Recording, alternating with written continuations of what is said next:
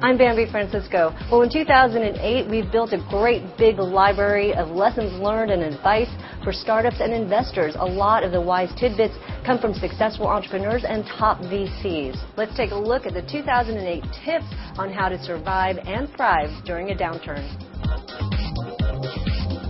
I think certainly cash is king these days, and hunkering down, holding off on hiring until you absolutely are crushed under the workload and new opportunities are slipping through your fingers is the name of the game. Everyone's going to have to just work harder and longer and smarter, and that's the way it should be in any environment. And then the last thing is really for entrepreneurs and CEOs, executives of all types, to combine two seemingly opposite traits. One is having a brutal sense of reality of your current situation, being very honest as to where you are, where your challenges are, and all the problems that need to be addressed and things that need to be fixed, combined with abundant optimism that you'll eventually get to your goal and it'll be great and it'll all be worth it.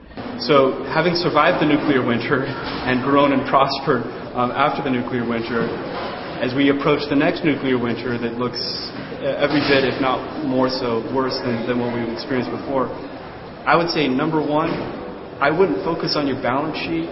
I would focus on your P&L, and specifically, I would focus on revenue growth. You can't make long-term bets. And in fact, making long-term bets are dangerous because you don't really know if that bet's going to pan out or not. And instead, I think you got to look reality in the face, and it's where is there a value proposition for your products? Where is there revenue? Don't get profitable a year from now. I wouldn't even think about the fundraising thing because I think that could just perpetuate undisciplined business models. Figure out how to make money now. We raised $12.5 million in a Series B, and what we're doing, and that money was essentially going to take us out 18 months at the time of raising it.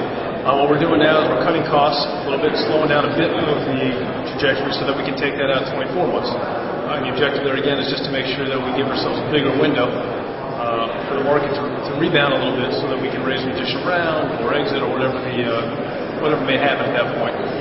So we are cutting costs a little bit and figuring out ways to go ahead and extend our life a little bit. The biggest lesson I learned in the last downturn is that it ends.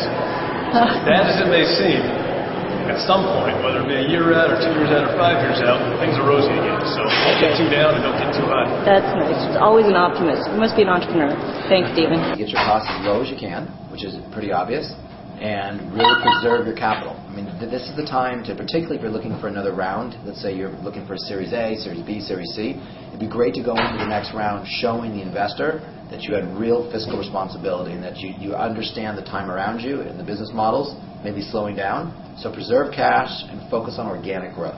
Do not buy marketing right now. Show people you can make money without spending money. When times get bad, people batten down their hatches. They crawl back into caves. And there may be an opportunity out there. Maybe an opportunity to eat your competitor's lunch. Somebody else is weakened, and maybe a chance to do a deal with them. So if you kind of follow the gaining from adversity advice here, it's a good time to move. I remember a long time ago when Jim Fixx, a guy named Jim Fixx, came out with a book called The Book of Running. It actually set loose the whole running phenomenon.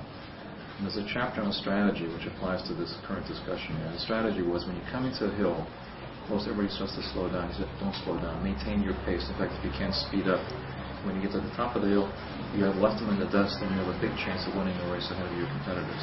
That, of course, is if you're in proper training, if you have the right diet, and if you've been smart about how you spend your energy. So that's the advice to entrepreneurs in this marketplace. Batten down the hatches and be opportunistic. Yeah, well, one thing you have to do is be prepared for revenue to shift away from advertising, not necessarily to something else, but you can't really count on it being around. I mean, the advertisers will back their money off during the downturn. So if you're getting any kind of advertising revenue, and by that I mean not direct sales, but I mean like Google AdSense, for example, I expect those rates are going to just plummet. And so what you need to do, if you can, is try to start building up some kind of a subscription revenue on the side, not to replace the advertising, but to basically augment to get you through until the advertising revenue actually comes back, and it's going to be 2 or 3 years probably. Well, I hope that was helpful. I'm Bambi Francisco, and we'll have more lessons and advice in 2009.